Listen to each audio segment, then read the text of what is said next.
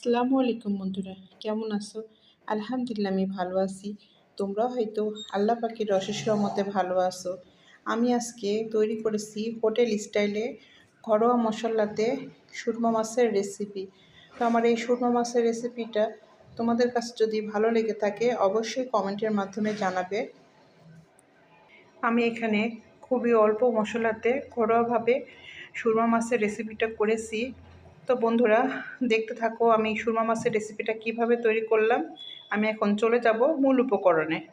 এখানে আমি 3 পিস মাছ নিয়েছি। এখন আমি পরিমাণ মতো হলুদ, পরিমাণ মতো লবণ দিয়ে মাছটা মেখে নিব। 10 মিনিট আমি মেখে রেখে দেবো। এখন আমি চলে যাব মূল উপকরণে। এখানে আমি একটি ফ্রাই প্যান বসিয়ে দিয়েছি। এখন আমি পরিমাণ মতো এখানে তেল দিয়ে নেব সুরমা মাছগুলো ভাজার জন্য।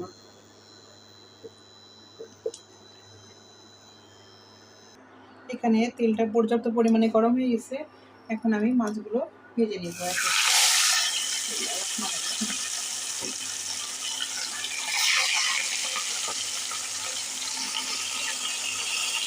এখানে আমার মাছগুলো ভাজা কমপ্লিট। এখন আমি চলে যাব মূল রান্নাতে।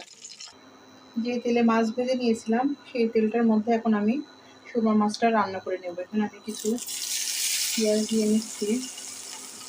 পেঁয়াজটা একটু আমি ব্রাউন কালার করে নেব।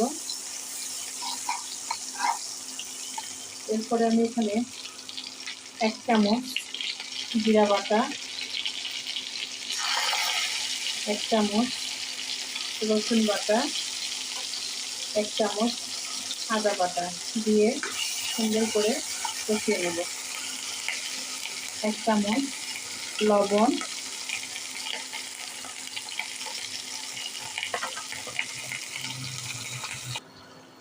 আমি এখানে মশলাটা যেন পুড়ে না যায় আমি সামান্য পানি দিয়ে দিচ্ছি।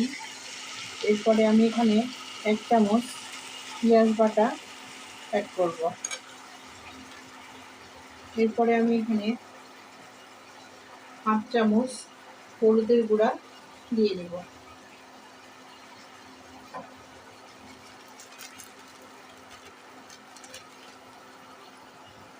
হাফ চামচ মরিচের গুঁড়া দিয়ে নেব।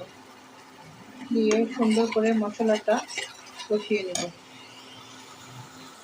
এরপরে আমি এখানে বড় একটি টমেটো কেটে দিয়েছি।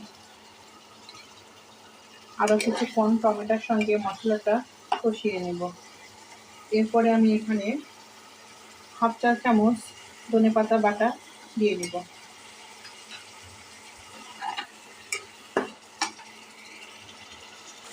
এখানে আমার মশলা সহ টমেটোগুলো সুন্দর করে কষানো হয়ে গেছে।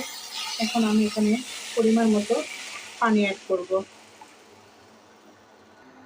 এরপরে আমি যে মাছগুলো ভেজে রেখেছিলাম এটা দিয়ে নেব।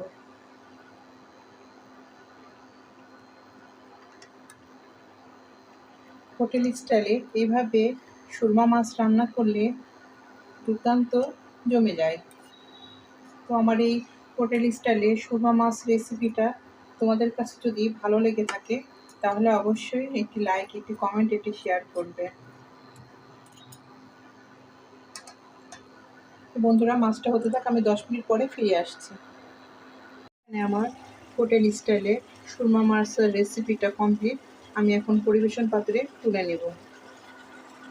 এই তো বন্ধুরা এখানে আমার তৈরি হয়ে গেল হোটেল স্টাইলে সুরমা মাছের রেসিপি। তো আমার এই সুরমা মাছের রেসিপিটা তোমাদের কাছে কেমন লাগলো অবশ্যই কমেন্টের মাধ্যমে জানাবে। আর আমার এই রেসিপির সঙ্গে এতক্ষণ পর্যন্ত যারা আছো তাদেরকে অসংখ্য অসংখ্য ধন্যবাদ। অনেক ভালোবাসা রইল তোমাদের জন্য। আল্লাহ হাফেজ। আসসালামু আলাইকুম।